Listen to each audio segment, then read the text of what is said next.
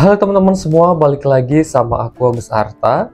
Dan pada video kali ini aku mau bahas soal SKD, yaitu TKP atau tes karakteristik pribadi. Tanpa berbasa-basi lagi, di sini aku langsung aja masuk ke soal yang pertama. Anda sebagai pemimpin proyek besar, namun proyek yang Anda pimpin belum memberikan hasil yang optimal, dikarenakan ketidakkompakan antara sesama anggota.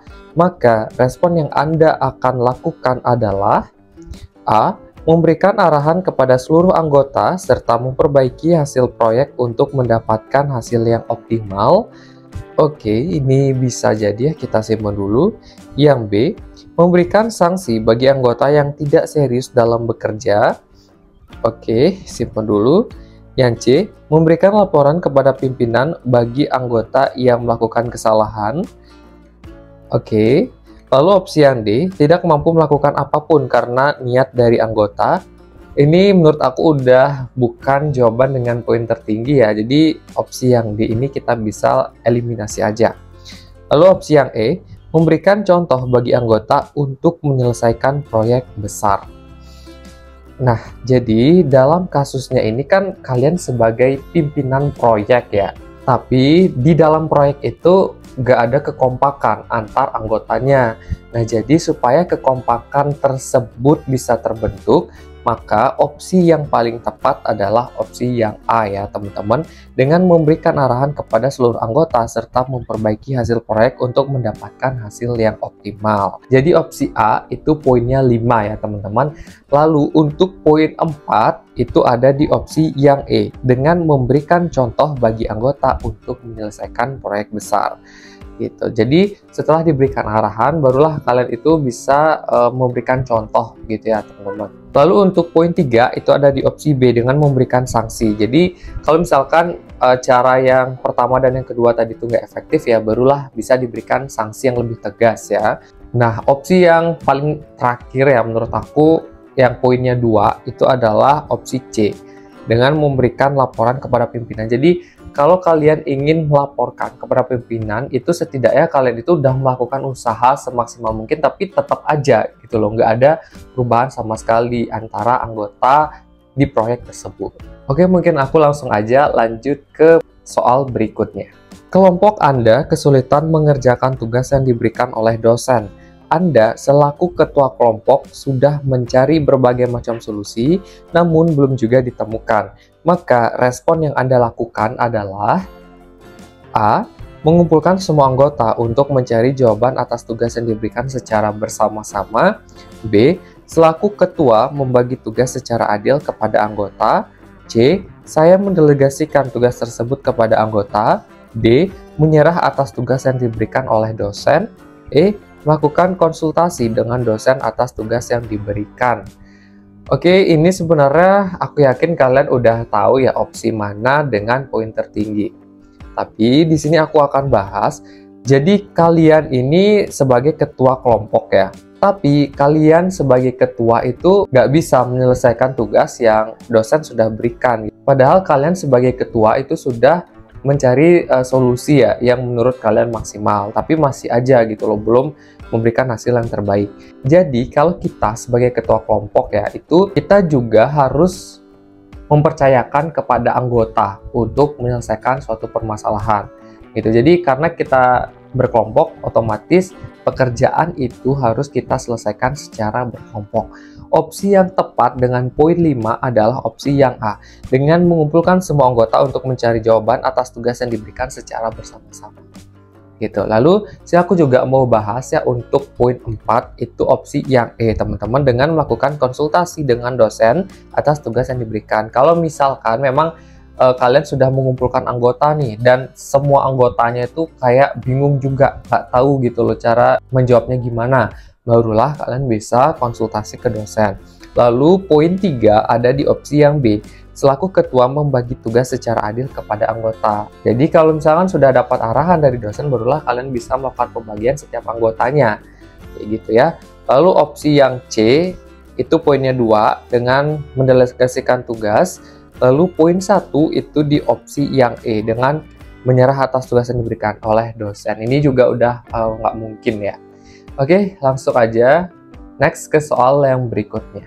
Sebelum aku lanjut ke soal berikutnya, banyak dari kalian nih yang tanya ke aku, "Kak, di mana sih tempat untuk latihan SKD CPNS?" Nah, di sini aku mau kasih tahu kalian kelas untuk latihan soal SKD buat yang masih awam banget nih dan masih awal ya untuk ikut tes SKD ini, karena di kelas ini juga ada live mentoring setiap malam selama 21 hari dan ada banyak benefit lainnya. Dimana lagi kalau bukan di Bisa CPNS. Untuk cara daftarnya, kalian bisa akses websitenya yaitu di bisacpns.com. Lalu kalian tinggal pilih garis 3 di pojok kanan atas, lalu klik masuk.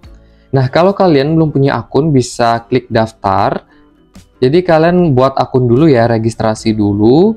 Nah, kalau seandainya kalian sudah daftar, kalian bisa langsung aja login dengan email dan juga password yang telah kalian buat sebelumnya.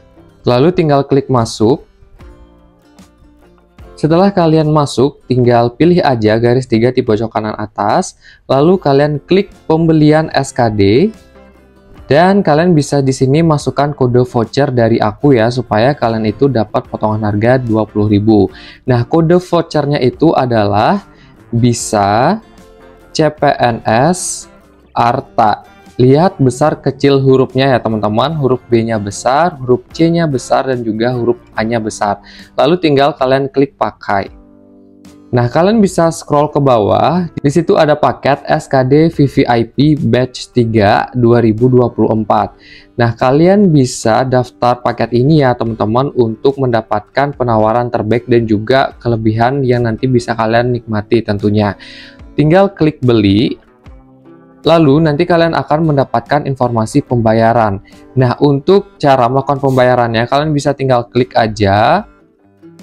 Dan kalian bisa sesuaikan juga ya untuk metode pembayarannya dengan menggunakan apa gitu. Jadi, misalkan nih untuk Bank BNI ya. Jadi di sini udah ada untuk virtual account dan juga nominal harga yang harus dibayarkan. Di sini tertera ya untuk tahapan-tahapan dalam melakukan pembayarannya. Jadi kalian nggak usah bingung lagi ya. Nah, dengan kalian ikut kelas itu, kalian bisa puas tuh tanya-tanya ke mentor karena ada benefit tadi ya. Dan kalian juga jadi lebih jago ketika mengerjakan soal saat tes nanti. Oh ya, buat teman-teman yang mungkin ada kebingungan terkait cara daftar maupun pembayarannya, bisa komen di bawah ya. Jangan lupa daftar. Anda diberikan wewenang menjadi panitia konsumsi. Dalam suatu kepanitiaan, terdapat beberapa panitia yang tidak efektif dalam bekerja, sehingga acara yang berlangsung belum optimal. Maka respon Anda: A. Tetap bekerja sesuai dengan ketentuan yang berlaku. B. Memberikan semangat kepada panitia yang lain untuk bekerja semaksimal mungkin.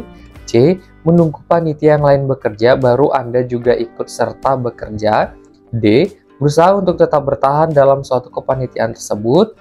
E. Melakukan komunikasi antara panitia lain untuk menciptakan acara yang optimal. Jadi, berdasarkan soal, posisi kalian itu kan sebagai panitia konsumsi ya.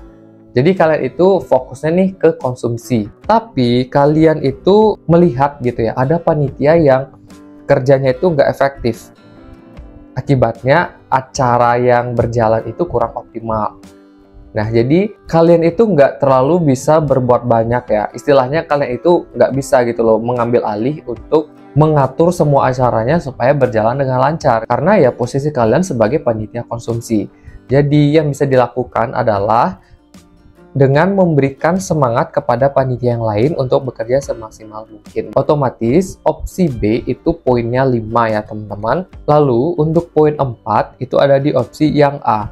Tetap bekerja sesuai dengan ketentuan yang berlaku. Jadi ya ini yang aku bilang tadi ya, kalian itu nggak bisa serta-merta ikut campur urusan panitia yang lain gitu, karena ya kalian tugasnya konsumsi. Tapi bukan berarti kalian itu nggak ada hak juga ya untuk membantu memberikan semangat kayak gitu. Lalu poin 3 itu ada di opsi yang E, dengan melakukan komunikasi antara panitia lain untuk menciptakan acara yang optimal. Lalu poin 2 opsi D, dan poin 1 di opsi yang C. Oke teman-teman, mungkin di sini aku juga mau kasih satu soal tambahan buat kalian. Kalian bisa jawab kira-kira opsi mana dengan jawaban yang paling tepat. Jawaban kalian bisa taruh aja di kolom komentar yang ada di bawah. Nanti aku akan pin ya untuk jawaban yang paling tepat dan juga dengan alasan yang benar. Oke, mungkin sekian video dari aku. Terima kasih dan sampai ketemu di video berikutnya.